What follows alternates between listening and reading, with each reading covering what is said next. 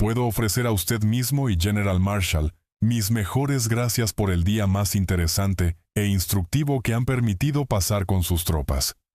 Mi único pesar es que el tiempo a mi disposición no permitió una visita más larga.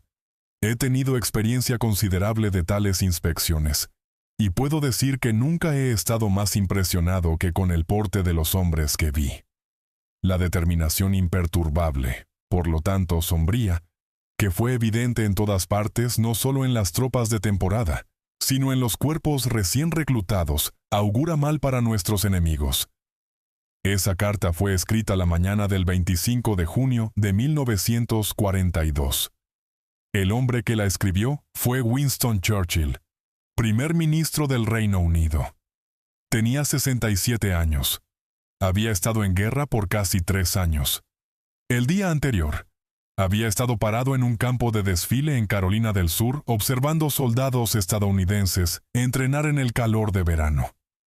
9.600 de ellos moviéndose en columnas a través de arcilla roja, bajo un cielo que no ofrecía alivio. En algún punto durante esa tarde, Churchill se volvió quietamente hacia el hombre a su lado, General Sir Hastings Ismay, su propio jefe de Estado Mayor, y preguntó qué pensaba. La respuesta de Ismay: poner estas tropas contra tropas alemanas sería asesinato. La carta a Stimson existe en los archivos del Departamento de Estado. El veredicto de Ismay está preservado en los relatos de historiadores. Ambos fueron dados por hombres que habían observado los mismos soldados en la misma tarde en junio de 1942. Esta es una historia sobre la brecha entre ellos. ¿Qué la llenó? ¿Qué costó? ¿Y cuál de los dos hombres resultó estar correcto? Entender por qué esa brecha existió significa retroceder 2 años a lo que Churchill era, a lo que necesitaba mucho antes de que bajara de un tren presidencial en Carolina del Sur, usando un sombrero Panamá. En mayo de 1940, Winston Churchill tenía 65 años y había pasado la mayoría de la década previa en exilio político. Había advertido contra Hitler. Había sido ignorado. Los hombres que lo ignoraron se habían quedado sin opciones. Y así en las pequeñas horas del 10 de mayo, mientras columnas alemanas vertían en Bélgica, Holanda y Luxemburgo, el Partido Conservador le dio lo que le había rechazado por 30 años. Para el momento que Churchill alcanzó Downing Street, Francia ya estaba muriendo. Duraría 6 semanas. Gran Bretaña estaría sola. 2 años de luchar una guerra que no podía ser ganada en los recursos disponibles para lucharla. Eso es lo que siguió. La batalla de Gran Bretaña compró tiempo en el aire, pero la guerra en el mar estaba sangrando el país seco. Y para el comienzo de 1941, Gran Bretaña enfrentaba bancarrota. No bancarrota metafórica, insolvencia real.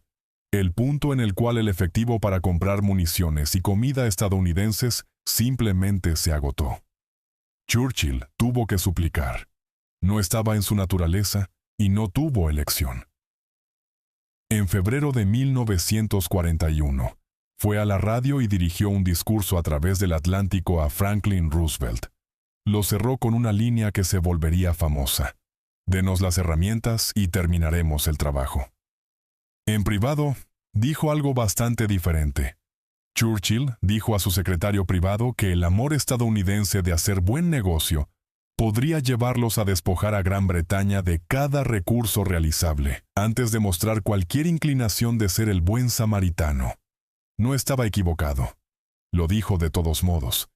Y una disciplina particular es requerida para públicamente celebrar la buena voluntad de un país que uno privadamente cree está abandonando la alianza. Churchill la mantuvo por 2 años. No tuvo alternativa. La supervivencia de Gran Bretaña no era una consideración diplomática. Era la condición literal para todo lo demás. Cada palabra de confianza pública en poder estadounidense, cada brindis en cada cena, cada cable redactado con calidez cuidadosa, todo ello estaba en servicio de un objetivo: mantener a América moviéndose hacia la guerra. Mantener las herramientas viniendo. No decir bajo ninguna circunstancia lo que realmente piensas. Entonces, En la noche del 7 de diciembre de 1941, el teléfono sonó. Roosevelt le dijo que los japoneses habían atacado Pearl Harbor. La reacción de Churchill, preservada en su propia memoria, escrita en su propia mano, no fue dolor y no fue rabia, fue alivio. Ahí, después de más de 2 años de lucha solitaria, fue a la cama. Después escribiría que durmió el sueño de los salvados y agradecidos. Pero el alivio duró exactamente tanto como tomó reconocer el nuevo problema. América estaba en la guerra. ¿Pero cuál guerra? El Pacífico ardía. La ira estaba dirigida a Japón. Churchill estaba en un barco a Washington dentro de 7 días. Llegó el 22 de diciembre. La conferencia Arcadia, 3 semanas de debates de estrategia entre los estados mayores militares británico y estadounidense, comenzó casi inmediatamente, y los argumentos fueron inmediatos y serios. Almirante King quería el Pacífico. General Marshall quería una invasión de Canal Cruzado de Europa en 1942. Churchill quería África del Norte. Lo que necesitaba, sobre todo, era la decisión que historia registra como Alemania primero. El acuerdo de que derrotar Hitler toma prioridad sobre la campaña del Pacífico. Lo obtuvo. Fue su victoria esencial de esas 3 semanas, y lo sabía. Hubo momentos más ligeros dentro de la formalidad. Una mañana, Roosevelt fue buscando a Churchill y lo encontró emergiendo del baño, recién fregado, rosado y completamente sin ropa. Churchill miró al presidente de Estados Unidos y dijo, sin perder un latido, que el primer ministro de Gran Bretaña no tenía nada que ocultar. La historia viajó. La relación que describía, improbable, complicada y genuinamente cálida, fue la columna política alrededor de la cual la guerra entera sería organizada. El 26 de diciembre, 5 días antes de que el año terminara, Churchill se paró ante una sesión conjunta del Congreso. La Cámara todavía estaba en choque de Pearl Harbor. Churchill les dio algo en qué creer. Se burló del cálculo de Japón. ¿Qué tipo de personas piensan que somos? Habló de industria estadounidense convirtiéndose a propósito de guerra, a una tasa que los estados dictadores no podían prever. Dijo que órdenes siendo dadas ese mismo día producirán resultados en poder de guerra más allá de cualquier cosa que ha sido vista o prevista. Cerró con desafío y recibió una ovación de pie. Había dicho al rey de Inglaterra que los estadounidenses eran todo habla y no hacían nada. Dijo al Congreso que ya estaban ganando. La brecha entre esas 2 declaraciones es donde Churchill vivía. Lo que no podía decir públicamente en diciembre de 1941 era lo que todos con acceso a los números ya sabían. El ejército estadounidense no estaba listo.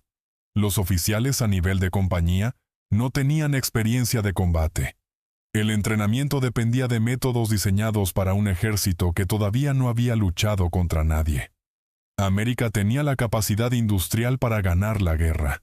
Todavía no tenía soldados que pudieran. Los jefes de Estado Mayor británicos lo sabían. Churchill lo sabía. Nadie lo dijo en el podio. Entre ese discurso y la segunda visita a Washington 6 meses después, el mundo no mejoró. Se deterioró sistemáticamente, como trabajando por una lista. Hong Kong cayó el día de Navidad de 1941, el mismo día que Churchill había dirigido un país todavía celebrando.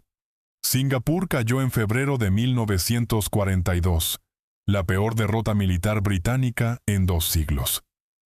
Rangún cayó en marzo. India pareció genuinamente amenazada. Los alemanes presionaron hacia Stalingrado, y en África del Norte, bajo un general alemán llamado Erwin Rommel, quien operaba en líneas de suministro que deberían haberlo estrangulado meses atrás, continuó avanzando. Cada desastre llegó antes de que el previo hubiera sido absorbido. El patrón no fue mala suerte aleatoria. Fue la forma de lo que pasa cuando los recursos disponibles no pueden igualar los compromisos hechos. Churchill lo soportó políticamente.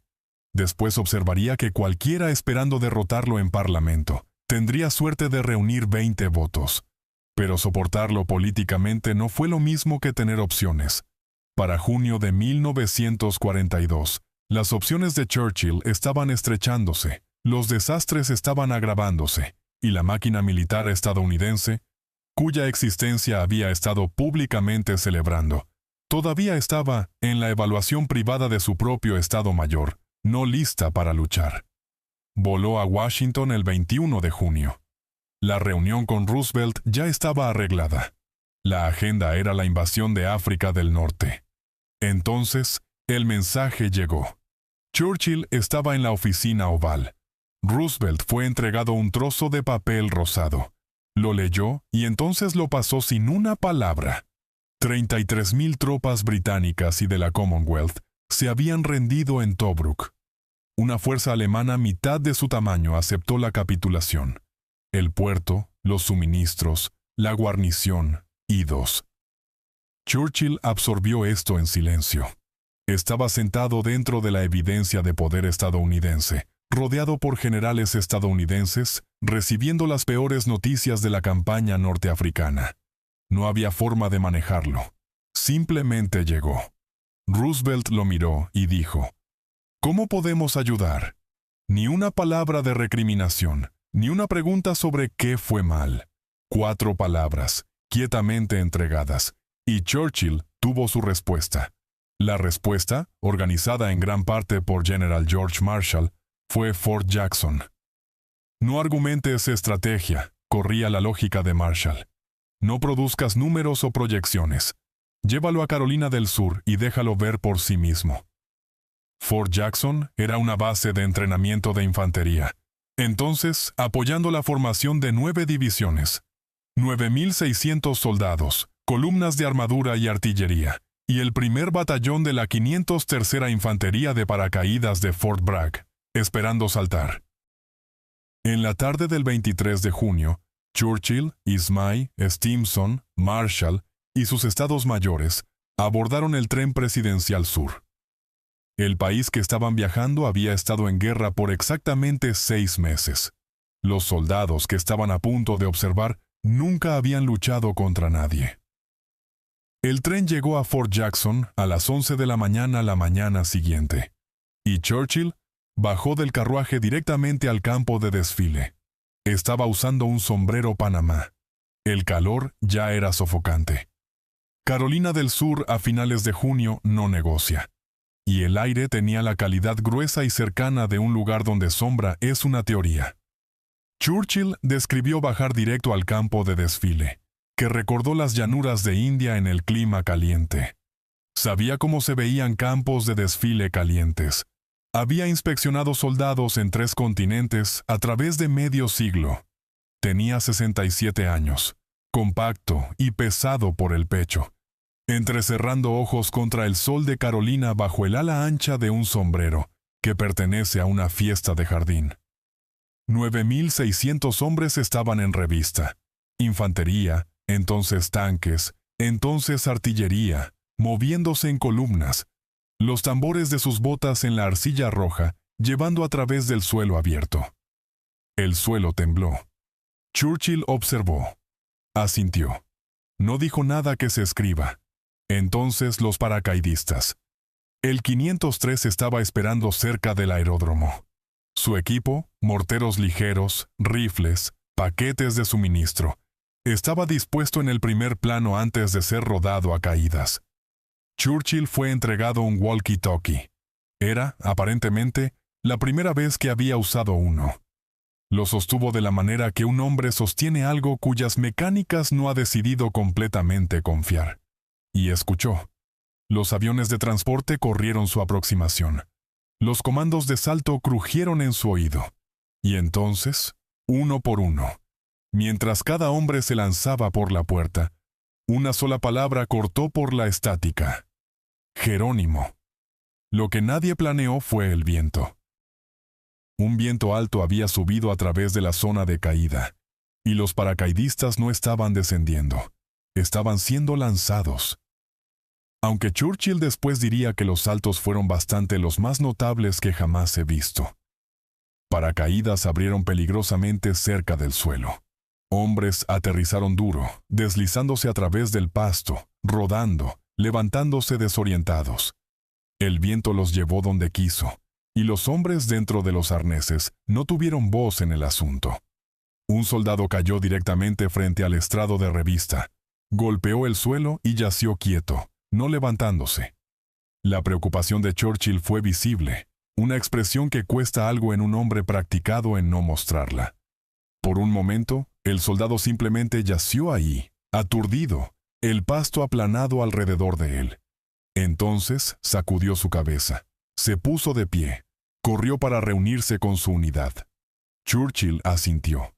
La tarde trajo el rango de armas y un asalto terrestre simulado. Equipos de exploración, posiciones enemigas, coordenadas de artillería, y el crujido de ordenanza en el aire húmedo y el olor de pólvora de cañón derivando a través del suelo abierto. Toda la visita corrió 5 horas y media. Para tarde, las demostraciones estaban terminadas, y el partido de revista estaba moviéndose fuera del campo. Entonces Churchill se volvió a Ismay y preguntó qué pensaba. Ismay tenía 55 años. Había pasado su carrera dentro de ejércitos, luchándolos, administrándolos, traduciendo las ambiciones de políticos en directivas que soldados podían ejecutar. Había observado divisiones de infantería alemanas barrer por Francia. Sabía cómo se veían tropas veteranas. Respondió sin ceremonia.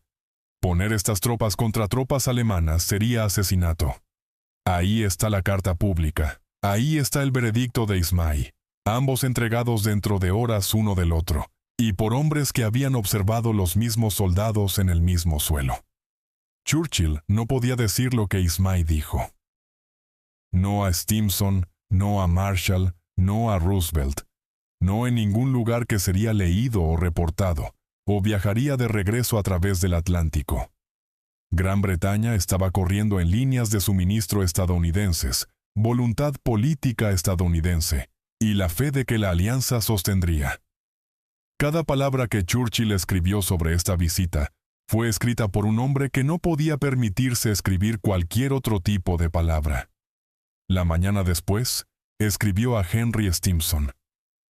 Agradeció a Marshall. Agradeció a H. L. Berger, quien había organizado los procedimientos. Notó que su único pesar fue que tiempo no había permitido una estancia más larga. Y entonces, escribió que nunca había estado más impresionado que con el porte de los hombres que vi. Escribió de determinación imperturbable, por lo tanto sombría y dura. Escribió que auguraba mal para los enemigos de la alianza. No mintió, no exactamente. Miró a los soldados en ese campo de desfile, y encontró la cosa que honestamente podía decir. Su porte, su terquedad, el hecho de que un hombre golpeado plano frente a un estrado de revista simplemente se levantó y corrió, y lo amplificó, y dejó el resto aparte. Fue la cosa verdadera más útil disponible a él. La usó. El veredicto de Ismay sería probado preciso dentro de 8 meses. En febrero de 1943, en Paso Kasserine, en Túnez, tropas estadounidenses encontraron veteranos de Rommel por primera vez en batalla abierta. La línea colapsó. La primera división blindada perdió la mayoría de sus tanques y mitad de su artillería. Unidades rompieron y dispersaron. El avance alemán cubrió 50 millas en 48 horas. Pero todo lo que Ismay había estado parado en ese campo de desfile y entendido sobre la brecha entre soldados entrenados y soldados de combate, fue confirmado en las colinas rojas de África del Norte, en 2 días de lucha. Pero Kasserine fue un momento. Ismay había estado midiendo un momento. Churchill había estado mirando algo más. Para noviembre de 1942, fuerzas estadounidenses y británicas habían aterrizado en África del Norte en Operación Antorcha. Las divisiones eran verdes, y cometieron errores, y aprendieron de ellos a un costo que no podía ser recuperado, pero aprendieron. El mismo sistema que Churchill había observado girando en Fort Jackson, 9 divisiones en entrenamiento simultáneamente, columnas ciclando por en rotación grande y rápida, como Churchill después describiría. Ese sistema siguió produciendo. No tenía mecanismo para detenerse. Para 1943, 6 divisiones estadounidenses en África del Norte habían comenzado a verse como algo que veteranos de Rommel no podían simplemente caminar. Para 1944, estaban aterrizando en playas de Normandía en la operación anfibia más grande en la historia de guerra. Para 1945, estaban conduciendo a través de Alemania. Churchill escribió los números de portaaviones porque eran la versión más vívida posible de lo que había presenciado en ese campo de desfile de Carolina del Sur. En el otoño de 1942, en la altura de la campaña de Guadalcanal, la Marina de Estados Unidos tenía 3 portaaviones a flote. Un año después, 50. Para el final de la guerra, más de 100. 3 a 100. La lógica industrial detrás de la producción masiva de divisiones fue la misma lógica. Corría en las mismas pistas. Lo que Churchill había observado en Fort Jackson no era un ejército.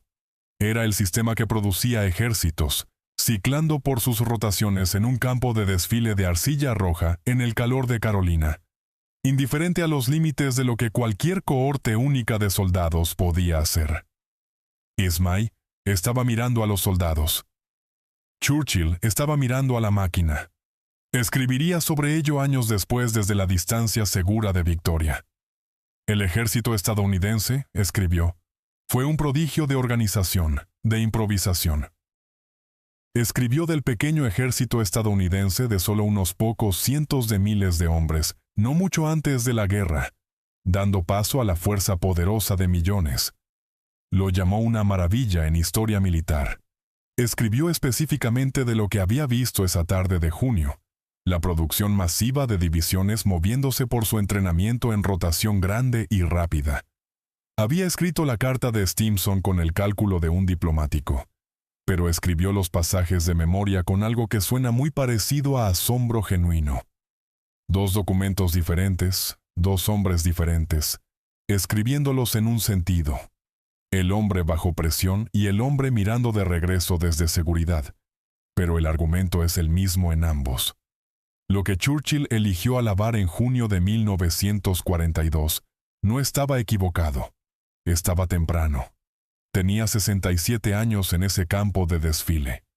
Había estado luchando esta guerra por 2 años solo. Había suplicado por herramientas. Había observado Hong Kong caer, Singapur caer, Tobruk caer. Había sentado en la oficina oval mientras las peores noticias de la campaña norteafricana llegaron en un trozo de papel rosado. Había observado paracaidistas estadounidenses lanzados a través de un cielo de Carolina del Sur, por un viento que nadie planeó. Y había observado uno de ellos yacer aturdido en el pasto frente a él. Y entonces levantarse y correr. Entonces se volvió a Ismay y escuchó un veredicto que no podía decir en voz alta. Fue a su compartimento y escribió una carta a Henry Stimson, que dijo que nunca había estado más impresionado en su carrera. No era ingenuo, no estaba pretendiendo. Era un hombre que había mirado al mismo campo de desfile que su jefe de Estado Mayor, y encontró en algún lugar dentro del espectáculo algo real para aferrarse. El porte, la determinación, la terquedad de un soldado que cae y se levanta. Necesitaba que fuera suficiente. Escribió como si lo fuera. 2 años después, lo fue. Gracias por ver Historias del Frente Mundial.